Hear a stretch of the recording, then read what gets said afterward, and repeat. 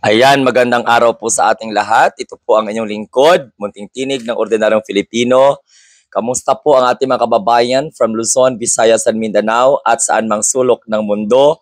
Siyempre sa lahat po ng mga Duterte Day Hard supporters na mga nakaabang po, bawat upload po natin, kamusta kayo? Kaya pa ba?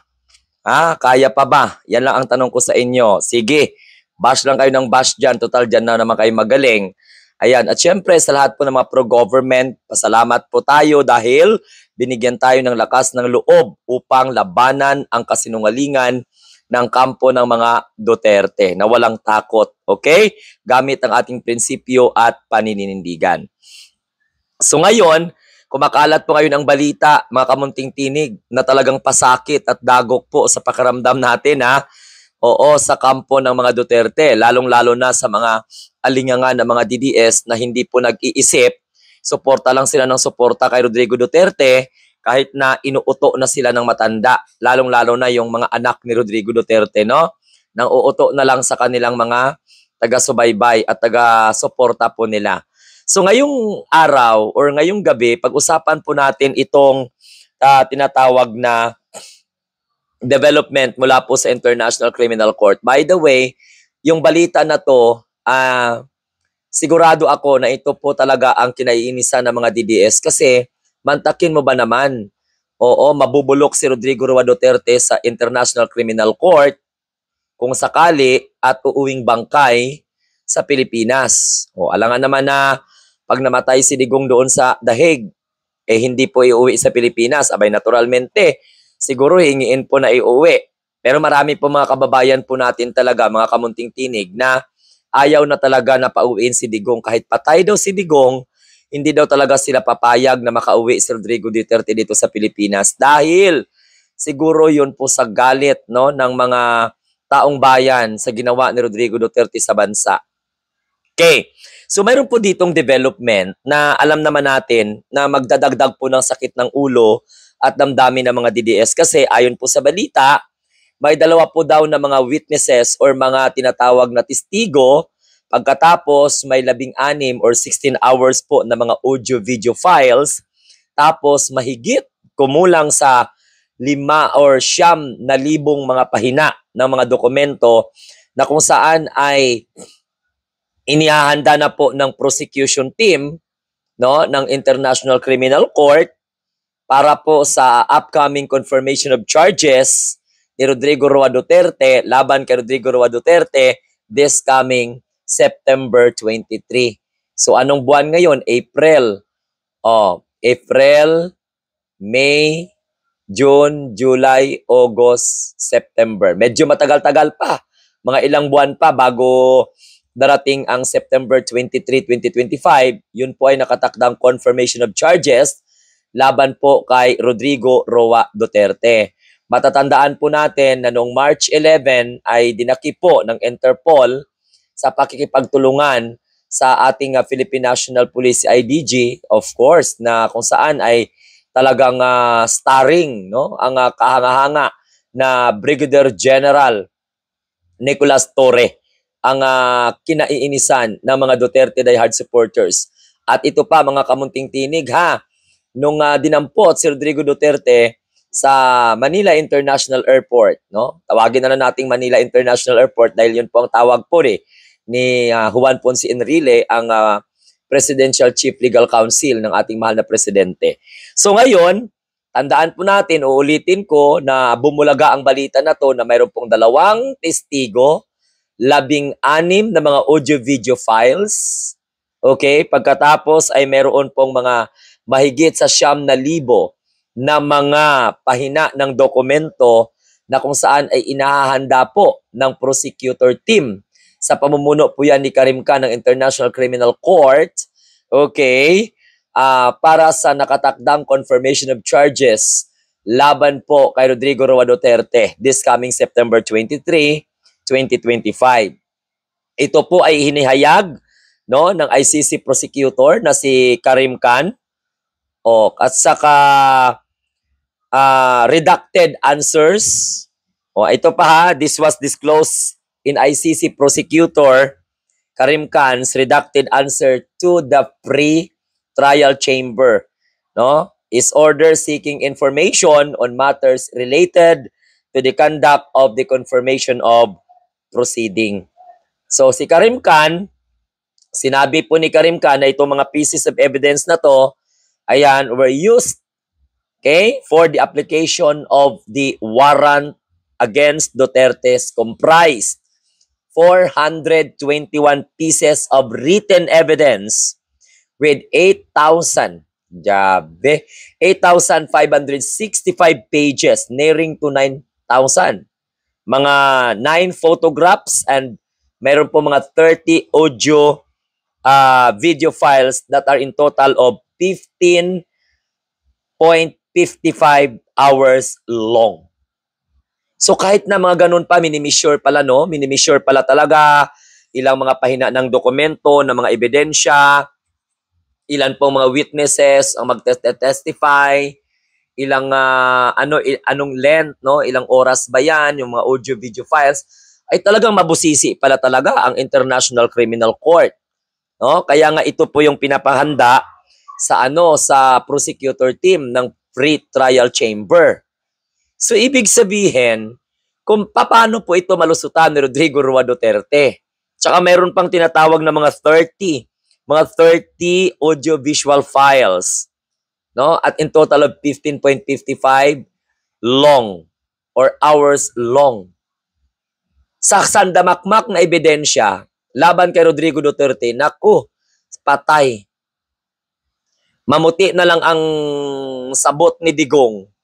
Pag nagkataon, naku, hindi ito makakauwi sa Pilipinas ng buhay. Ano kaya ang sasabihin naman ng mga Duterte diehard supporters nito? Ay walang konsensya ang mga nagreklamo, walang konsensya ang mga pamilya ng mga biktima. O lalong manggagalaiti ito ang propeta ng kadiliman.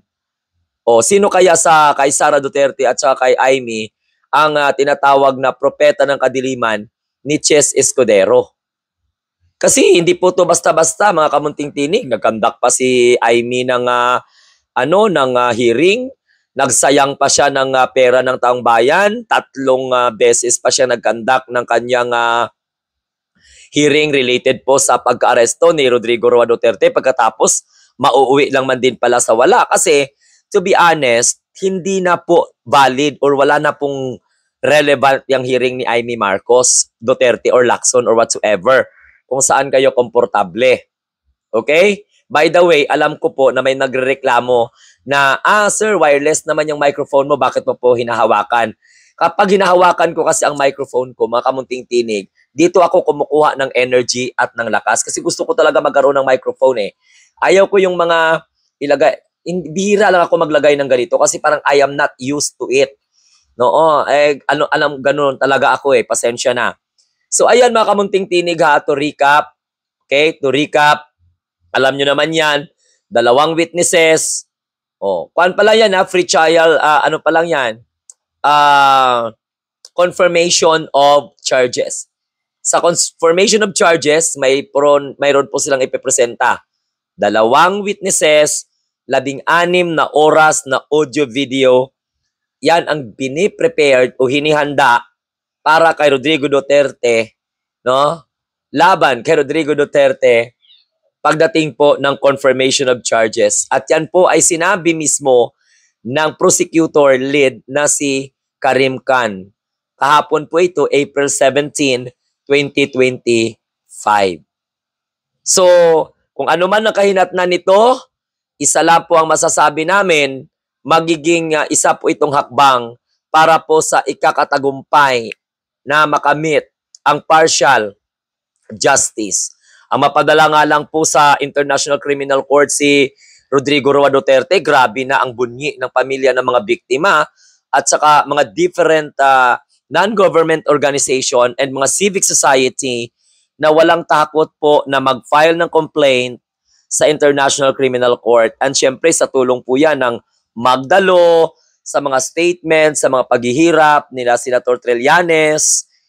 Yan po ang mga talagang inaabangan din ng sambayanang Pilipino.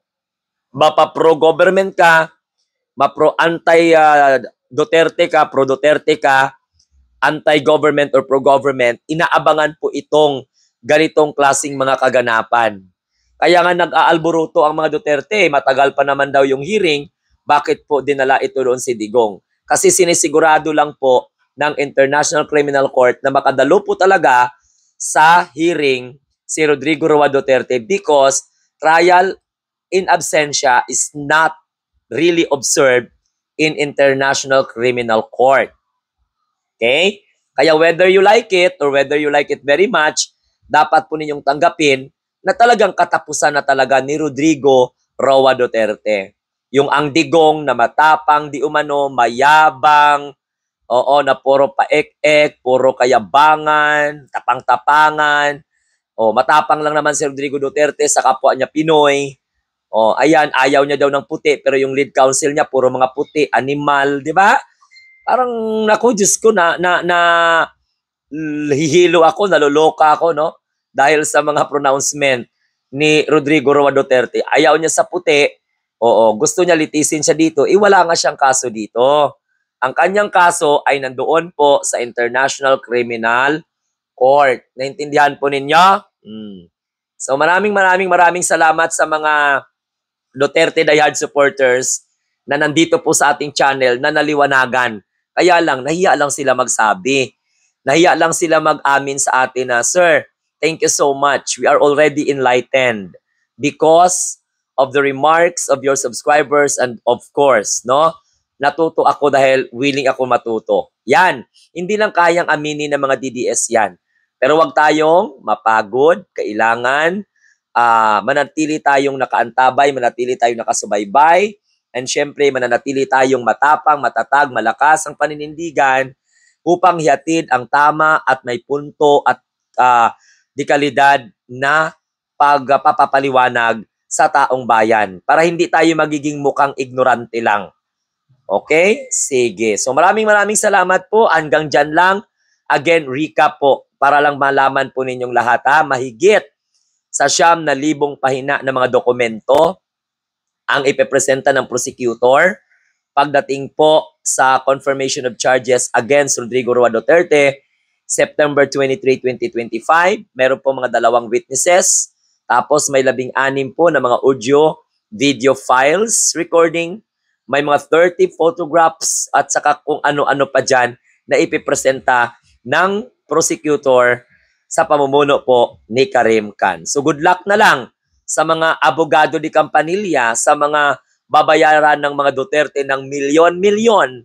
Good luck na lang kung paano po ipagtanggol ng mga abogado ni Rodrigo Roa Duterte si Digong sa ICC. Pero ang talagang talaga dyan sangkatutak na ebidensya laban kay Digong, ang mangyayari po talaga niyan, katapusan niya talaga.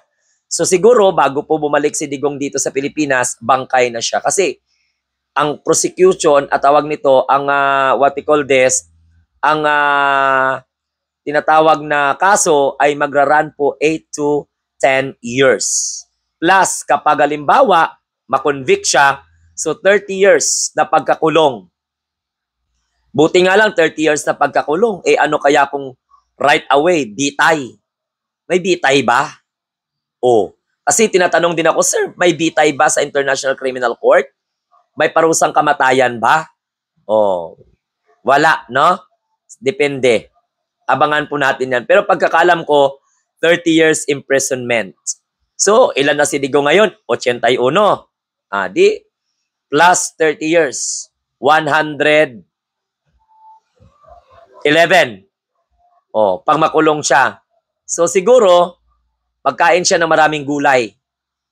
Kasi maraming Pilipino na ayaw pa din mapatay si Digong Nagdadasal pa rin sila na wag lang daw muna mawala si Digong kasi pagdusahan niya pa ang mga kasalanang nagawa niya sa mga kababayan po natin na nadamay ng kanyang peke at walang kwentang war on drugs. Hanggang sa muli, ito po ang inyong lingkod, ang munting tinig ng ordinaryong Filipino, nagsasabing tayo po ang mga bagong Pilipino sa bagong Pilipinas. At kung kayo po ay bago po dito sa ating channel, huwag kalimutan mag-like, share at saka subscribe. At syempre, don't forget to click or hit the notification bell para lagi kayong updated the moment na magla-livestream po ang inyong lingkod at syempre mag-upload ng mga updated video na may kinalaman po sa pagtanggol natin sa ating mahal na Pangulong Bongbong Marcos and syempre sa pagpapahayag po natin ng ating mga kaisipan at komentaryo laban po sa mga demonyo sa lipunan. Para hindi po manaig ang mga propeta ng kadiliman. Bye-bye! Adios, Patria Adorada. Sayonara. Please don't forget to watch the advertisement para po sa economic purposes. Okay?